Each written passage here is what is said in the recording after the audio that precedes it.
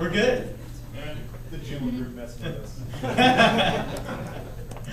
If you smell smoke, we're in trouble. All right, so anyway, so administration menu. I've got to get back on track now. Admin menu.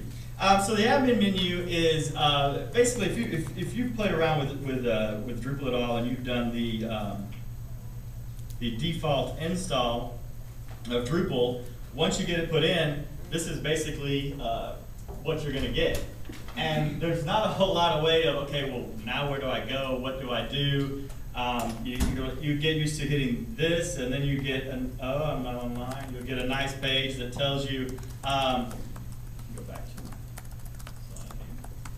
You'll get a nice page that, unfortunately, what it'll do is show you just a list of all the features and options and modules that you've installed on your site.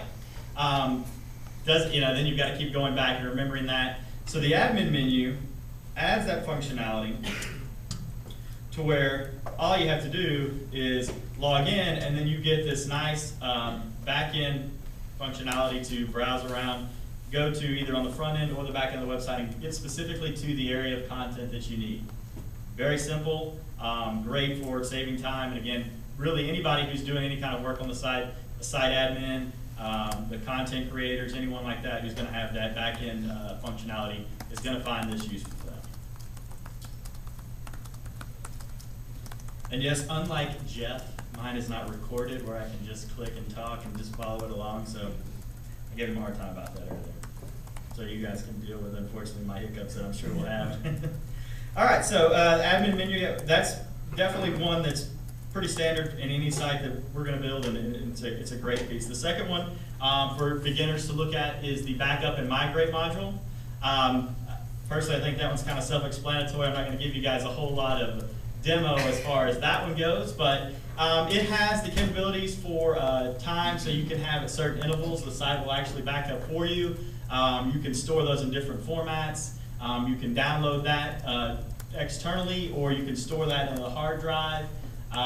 If you're doing any sort of site building and in your dev environments, having a system like this is very important, because before you start tying these modules in, it may break something. You'll definitely want to create a new snapshot or a backup of your site that you can then come in and easily restore. So backup and migrate is a May I have your attention, please? May I have your attention, please? We have located the nature of the alarm and found it to be a non-emergency.